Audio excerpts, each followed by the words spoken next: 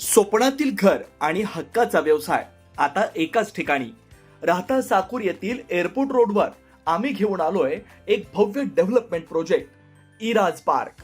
आमची वैशिष्ट्ये: collector NA plots, बंगलोसाठी हक्काची जागा, कमर्शियल कॉम्प्लेक्स, मुख्य रस्त्याला लागून दुमजली गाळे, प्रशस्त 2 BHK व 3 BHK रो हाऊस आणि 2 BHK फ्लॅट स्कीम.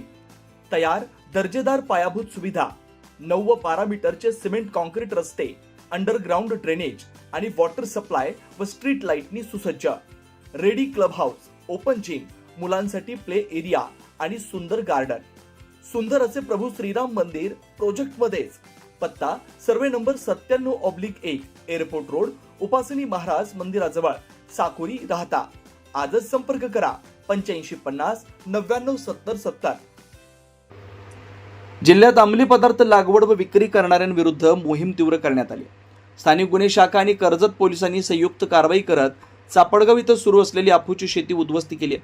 या कारवाईत तब्बल 47,64,180 रुपये किमतीचा 238.239 किलोग्राम अफू जप्त करण्यात आला. एक 68 वर्षीय वृद्धाला अटक करण्यात आली. अहिल्यानगरचे पोलीस अधीक्षक श्री सोमनाथ घारगे यांनी जिल्ह्यात अंमली पदार्थांच्या विरोधात कारवाई करण्याचे आदेश दिले होते. त्यानुसार स्थानिक गुन्हे शाखेचे पोलीस निरीक्षक किरण कुमार कबाडी यांच्या मार्गदर्शनाखाली एक पथक कर्जत पोलीस स्टेशनच्या हद्दीत गस्त घालत होतं. गस्तीदरम्यान चापडगाव येथील परमेश्वर बनसी घनवट हात्याच्या शेतात गट नंबर 13 शासनानं प्रतिबंधित केलेल्या अफूची बेकायदेशीर लागवड व संवर्धन करत असल्याची खात्रीशीर माहिती पथकाला मिळाली. मिळालेल्या माहितीनुसार स्थानिक गुन्हे शाखेनं कर्जत पोलिसांच्या मदतीनं संबंधित शेतात छापा टाकला. यावेळी तिथे एक व्यक्ती शेताची राखण करताना आढळली. पोलिसांनी त्याला ताब्यात घेऊन चौकशी केली असता त्यानं आपलं नाव परमेश्वर बनसी घनवट, वय 68 वर्ष असल्याचं सांगितलं. शेतातील पिकाबाबत विचारलं असता त्यानं ते अफूचं पीक असून 2-3 महिन्यांपूर्वी त्याची लागवड केल्याची कबुली दिली. जप्त केलेला मुद्देमाल अफूची झाडे 238.239 किलोग्राम, एकूण किंमत 47,64,180 रुपये.